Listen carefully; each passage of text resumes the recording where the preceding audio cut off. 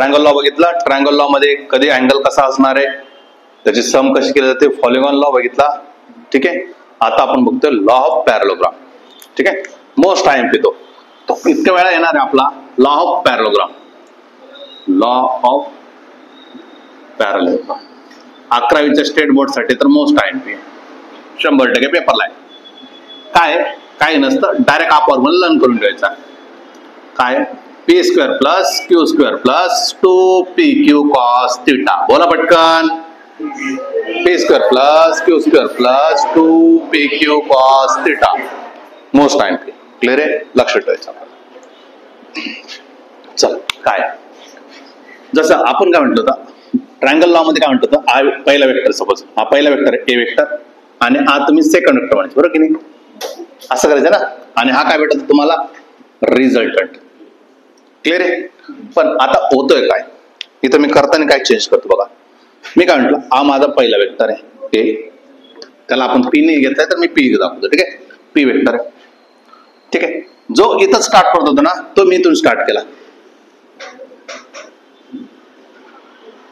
फरक कळाला का. जो इथं कनेक्ट करण्याच्या आधी मी कुठं केला, जो स्टार्टिंगला आहे तो स्टार्टिंगलाच कनेक्ट केला. कळाला का. Started from same point. कसं स्टार्ट केलं मी त्यांना, सेम पॉइंटने स्टार्ट केलं. कळालं का. सेम पॉइंटने जर मी स्टार्ट केलं तर मला तर एवढं तर कळतं, याला मी काय केलं, या वेक्टरला पॅरलल शिफ्ट करू शकतो, माहिती ना. मग या वेक्टरला मी काय केलं, पॅरलल शिफ्ट केलं. जर याला करू शकतो याला पण करू शकतो, तर याला पण काय केलं मी, पॅरलल शिफ्ट केलं. कळालं का. याला पण काय केलं मी, पॅरलल शिफ्ट केलं. म्हणजे आज काय वेक्टर झाला क्यू आणि हा काय झाला तुमचा पी. काय डाऊट. याचा जो डायगोनल आहे, याचा जो डायगोनल आहे म्हणजे हा वाला, याचा जो डायगोनल तो ऍक्ट होणार तुमचा रिझल्टंट. बस हा कॉन्सेप्ट. रिझल्टंट कोण ऍक्ट होतोय, डायगोनल. त्याच्यामध्ये कोण ऍक्ट होत होता, रिमेनिंग साइड. कळालं. मग आता काय करतो, याला मी काय केलं, पुढे असं एक्सटेंड केलं. केलं एक्सटेंड. आणि इथून काय केलं मी, असं परपेंडिक्युलर टाकलं. परपेंडिक्युलर म्हणजे 90 टाकलं. कळालं का. 90 डिग्री टाकलं. हा. मग आता मला सांगा, जर मी सपोज मी म्हटलं यांच्या दोघांमधला अँगल, कोणत्या पी आणि क्यू मधला अँगल किती आहे, थिटा आहे. पी आणि क्यू मधला अँगल किती आहे, थिटा. हा पी पुढे एक्सटेंड केलाय, हा क्यू आहे, तर इथला अँगल किती होईल, थिटा. इथला अँगल किती होईल, थिटा. काय डाऊट आहे, समजलंय. इथला अँगल किती झाला तुमचा, थिटा. मग जिथे तिथे तिथं काय लिहितो आपण, काय लिहितो, असं लिहितो. कसं लिहितो आपण, असं. कसं लिहितो, जिथे तिथे तिथं काय लिहितो, कॉस थिटा लिहितो. झालंय. नसेल झालं सर, क्यू कॉस थिटा. आणि इथं काय लिहिणं मग, क्यू साइन थिटा. असं काहीतरी लिहितो आम्ही. ठीक आहे. तुमचं थोडस विकसित राहणं बाकी आहे. ठीक असू शकतं असं. हा. याला नाव देऊन टाकू, ए बी सी डी आणि ई असं नाव दिलं. ठीक आहे. आता कसं काढलं डायग्राम कळालं. आता काही सिंपल आहे. छोटा ट्रायंगल घ्या. हा छोटा ट्रायंगल, कोणता ट्रायंगल तो तुमचा, बी पासून सी पर्यंत आणि काय तुमचा डी पर्यंत. बरोबर की नाही. हा काय तुमचा क्यू कॉस थिटा आहे, हा काय तुमचा क्यू आहे, आणि इथं काय तुमचा क्यू साइन थिटा. बरोबर की नाही. याला काय करा, परपेंडिक्युलर लावून द्या. म्हणजे परपेंडिक्युलर आहे ना, म्हणजे काय लागेल, पायथागोरस लागून जाईल. पायथागोरस लावून द्या. मी काय म्हणतो मग, BD square is equal to काय, BC स्क्वेअर प्लस काय, प्लस काय CD स्क्वेअर. काय डाऊट आहे, BD square plus BC square. म्हणजे तुम्हाला BC स्क्वेअर काढायचं, सपोज मी तुम्हाला काय करायचं, BC स्क्वेअर काढायचं आहे. BC स्क्वेअर इज काय येणार आहे, BD स्क्वेअर मायनस CD. काय डाऊट आहे, इथपर्यंत क्लिअर आहे. आता काय करा, लार्ज ट्रायंगल घ्या, मोठा ट्रायंगल नाही का, हा ट्रायंगल उचला. तो बरं राईट अँगल ट्रायंगल आहे, तो ट्रायंगल उचलणार. काय नाव आहे, ए डी सी आणि इथं काय तुमचा बी. क्लिअर आहे. आणि अँगल किती, 90 असेल तर आपण काय करू शकतो, पायथागोरस लावू शकतो. मग हे तर माहिती मला किती आर आहे, इथून इथपर्यंत किती बी पर्यंत जो आहे तो काय तुमचा पी आहे, आणि हा काय तुमचा क्यू कॉस थिटा आहे. बरोबर की नाही, क्यू कॉस थिटा आहे. आणि हा परपेंडिक्युलर जो आहे तो काय क्यू साइन थिटा आहे. याला पायथागोरस लावायचं. त्याला काय लावायचं? पायथागोरस लावायचं. चला पायथागोरस. हा एडी स्क्वेअर बरोबर काय एसी स्क्वेअर प्लस काय सीडी स्क्वेअर. काय डाऊट आहे? AC square plus CD square. Clear आहे? चला एसी एसी म्हटलं तर तुम्ही काय म्हणशाल? AB plus BC. AB plus BC ना मिडल पॉइंट आहे. तुम्ही काय म्हणशाल? AB plus BC. त्याचं काय करायचं आहे? स्क्वेअर प्लस काय सीडी स्क्वेअर. नाही कळालं? समजले इथपर्यंत?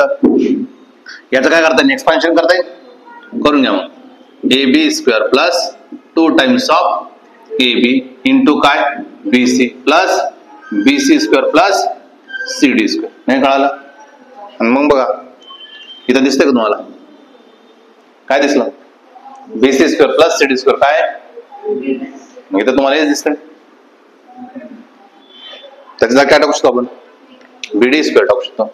चला मग एडी स्क्वेअर बरोबर काय A B square plus 2 times of A B into काय बीसी प्लस याला काय लिहिणार तुम्ही? बीडी आणि त्याचा काय स्क्वेअर. कळालं का? चला एडी ची व्हॅल्यू काय ते बघा. एडी काय ए बी काय बीसी काय आणि बीडी काय. बस तेवढं ओळखा आणि झालं. बाकीचं डेरिव्हेशन संपतं लगेच. AD AD A to D काय आर आहे. ए टू डी काय आर आहे. एबी काय एबी काय एबी काय पी. एबी काय तुमचा पी. बीसी काय Q cos theta Q cos theta. BD काय बीडी कुठे बीडी काय क्यू. काय डाऊट आहे? बस हेच व्हॅल्यू पुट करायचं फक्त तिथं. एडी ची व्हॅल्यू काय टाकणार आपण? आर स्क्वेअर झाला. एबी ची व्हॅल्यू काय टाकणार आपण? P P square plus 2 times of AB ची व्हॅल्यू काय टाकणार? पी पी टाकलं. बीसी ची व्हॅल्यू काय टाकणार? Q cos theta Q cos theta. BD ची व्हॅल्यू काय टाकणार? क्यू प्लस काय क्यू त्याचा काय स्क्वेअर. कळालं का? मग मला सांगा आर स्क्वेअर फक्त व्यवस्थित अरेंज करून देतो. P square plus Q square plus 2 Q cos theta. मग याला स्क्वेअर रूट घेतलं तर काय म्हणजे अंडर रूट मध्ये लावून जाईल. P square plus Q square plus 2 Q cos theta. नाही कळालं? आणि हेच तर म्हणत होतो आपण. जा काय केलं कळालं का? पहिले मी छोटा ट्रायंगल उचलला नंतर मोठा ट्रायंगल. मोठ्या ट्रायंगल मध्ये फक्त इथं लिहायचं इन ट्रायंगल. प्रेमाने काय लिहायचं? फक्त इन ट्रायंगल काय ए डी सी आणि सी जो आहे तो 90 डिग्री. बस एवढंच लिहायचं आहे. सिमिलरली इथं पण लिहायचं इन त्रिकोण. काय लिहिणार? इन त्रिकोण. कोणता त्रिकोण आहे तुमचा? ए सॉरी बी सी डी ना बी सी डी. काय डाऊट आहे? हे काय भेटलं? आर आर म्हणजे काय? रिझल्टंट. रिझल्टंट काय देतं? मॅग्निट्यूड. रिझल्टंट काय देतो तुम्हाला? मॅग्निट्यूड. मॅग्निट्यूड आता वेक्टर आहे. वेक्टर म्हटलं तर मॅग्निट्यूड चालणार नाही. अजून काय द्यावं मला? डायरेक्शन. डायरेक्शनचं काम कोण करतो? टॅन. सांगितलंय ना डायरेक्शनचं काम कोण करतो तुम्हाला? टॅन. मग आपल्याला टॅन यूज करावं लागणार आहे. समजलं काय? For direction.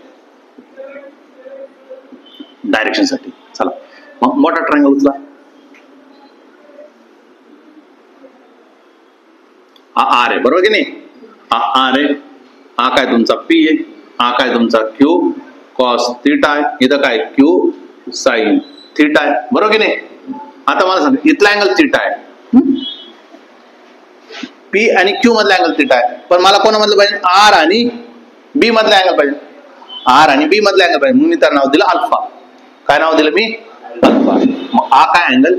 अल्फा. मला सांग अल्फा आणि थिटा एकच आहे का? नाही. अल्फा आणि थिटा एक नाही. काय डाऊट आहे कोणाला? बस इथपर्यंत कळालं. मग मला काढायचं काय? Tan alpha.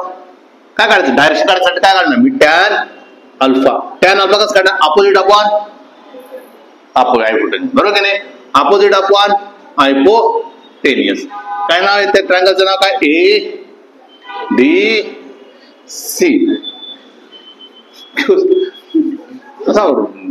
बरोबर वाटतं. डीसी अपॉन काय? एसी. चला डीसी ची व्हॅल्यू किती आहे? डीसी ची व्हॅल्यू किती आहे? क्यू साइन थिटा अपॉन हा हे काय एसी ची काय? पी आणि P plus Q cos theta. हे काय भेटलं मला? Tan alpha. हे काय भेटलं मला? Tan alpha. मला जर टॅन बीटा काढायचं. टॅन बीटा म्हणजे कोणामधला अँगल? यांच्यामधला. यांच्यामधला अँगल काढायचा आहे. तर काय करावं लागेल, इथं बनेल, मी डायरेक्ट लिहितो फॉर्म्युला, सिंपल असतो, टॅन बीटा. गरज नाही आपल्याला, कारण जर आपण हे काढू शकलो तर टॅन बीटा लिहिता येतो, कारण की आपल्याजवळ थिटा राहील, थिटा राहील, अल्फा काढला, थिटा मायनस अल्फा करा, बीटा काढू दे. पण डायरेक्टली फॉर्म्युला पण आपण लक्ष ठेवू, बीटा कसं काढणार आपण, थिटा मायनस अल्फा असं पण भेटणार, पण टॅन बीटा काढायचंय. टॅन म्हणजे काय असतो, साइन अपॉन कॉस असतो, मग तेच साइन अपॉन, मग तिथं क्यूच्या ऐवजी काय येणार, पी येणार आहे. म्हणजे काय येणार आहे, P sine theta upon Q plus P cos theta. फॉर्म्युल्यामध्ये नॉर्मल चेंज केला. काय नॉर्मल चेंज केला कळालं, P sine theta P cos theta आणि P Q sine theta plus P Q cos theta. नाहीतर आपल्याजवळ आहेच फॉर्म्युला थिटा मायनस अल्फा. काय डाऊट आहे, उद्या आपण ह्या फॉर्म्युला घेऊन एवढे क्वेश्चन सॉल्व्ह करणार आहे, एवढे क्वेश्चन सॉल्व्ह करणार आहोत, आणि हे लिमिट नाही आला. तुम्हाला खूप वेळा पूर्ण फिजिक्स मध्ये या फॉर्म्युल्याचा सर्वात जास्त युज होतो, सर्वात जास्त युज होणार आहे ही कॉन्सेप्ट आहे. जिथं जिथं वेक्टर येणार आहे तिथं तिथं हा फॉर्म्युला घेऊन जावं लागेल. म्हणजे जिथंही टॉर्क येणार तिथं आपल्याला हा उचलावा लागेल, जिथंही फोर्स येणार तिथं हा येणार आहे. क्लिअर आहे, थांबू.